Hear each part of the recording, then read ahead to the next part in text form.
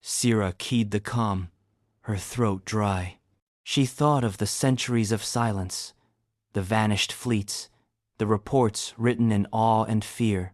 She thought of the humans who had built hospitals out of ruins, who sang in the rubble, who learned to breathe with one another. Her words, when they came, were simple. "Welcome home, humans." Static filled the pause, then a human voice, male, warm, barely concealing wonder, replied, "Home? We thought we'd be strangers." Sira smiled. "All learning begins in strangeness. You'll fit right in."